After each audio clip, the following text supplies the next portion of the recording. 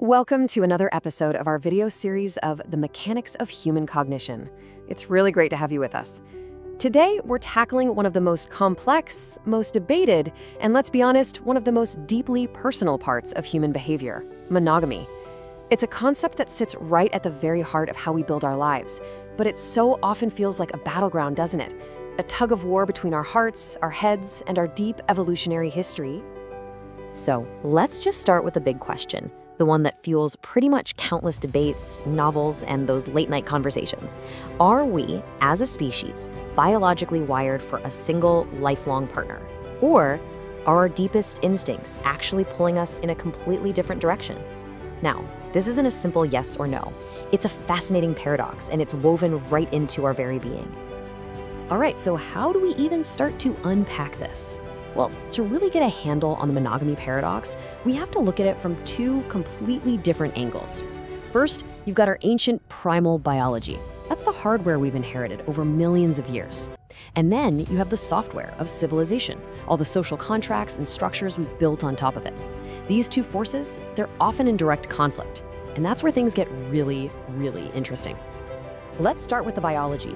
I mean, if we could just strip away all the culture and modern norms for a second, what does our evolutionary blueprint actually tell us?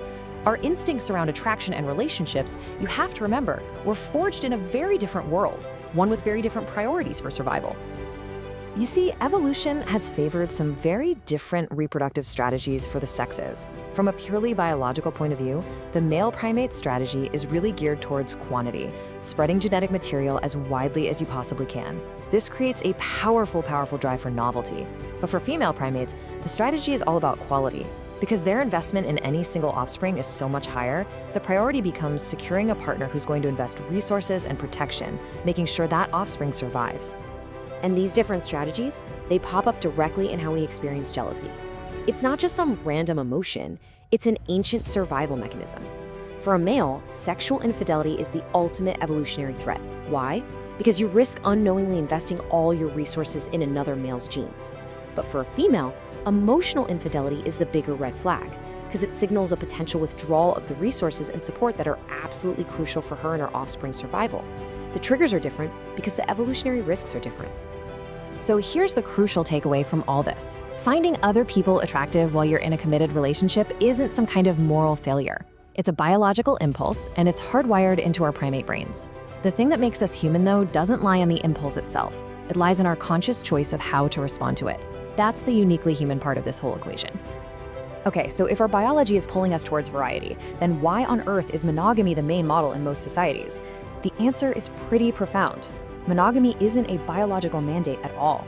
It's one of the most powerful social technologies that humanity ever invented. The shift towards monogamy wasn't random. It actually followed our social evolution. Back in small, nomadic hunter-gatherer bands, partnerships were a lot more fluid.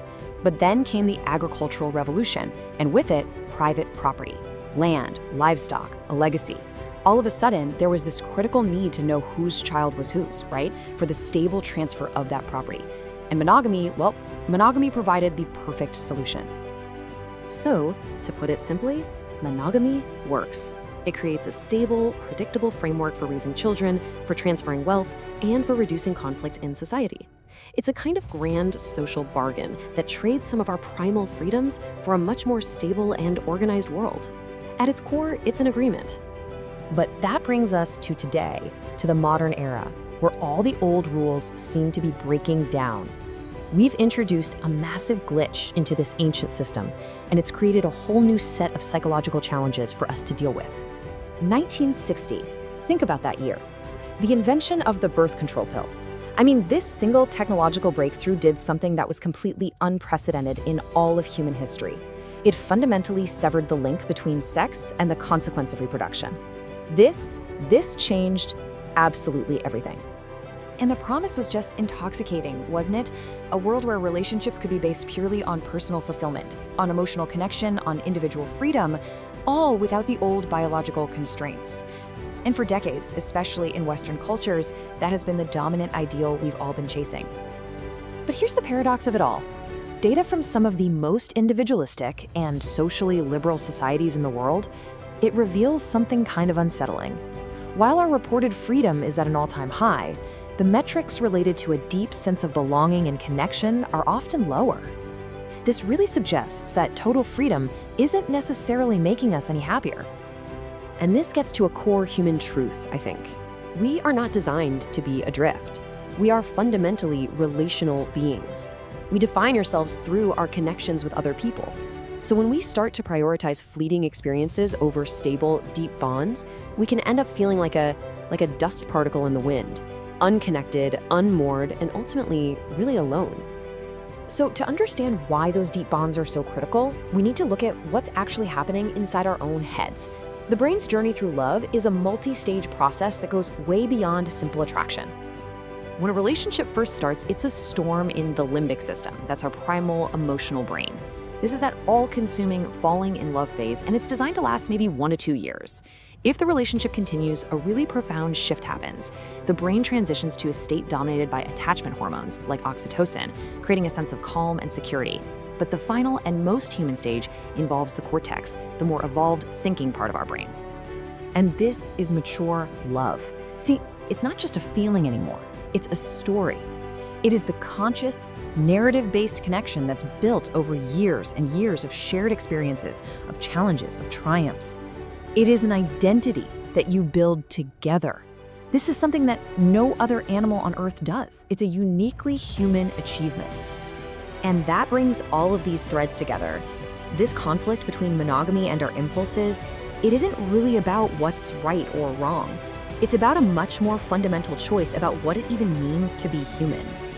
I love this quote because it just captures the essence of our potential.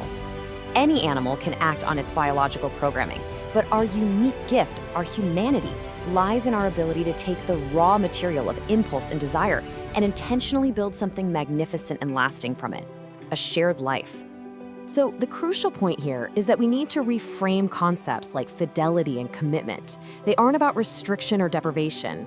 They are acts of creation. Self-control isn't a cage, it's the tool we use to build a life of meaning and purpose, rather than just being a slave to every fleeting impulse that our ancient biology throws at us. Ultimately, our lives are the stories that we choose to write. We can choose a story of fleeting moments and passing attractions, or we can choose to take those powerful, primal energies and build a legacy, a shared narrative with another person. Now, neither path is without its challenges, but the choice itself is what defines us. So the only real question left is, what story will you choose to build?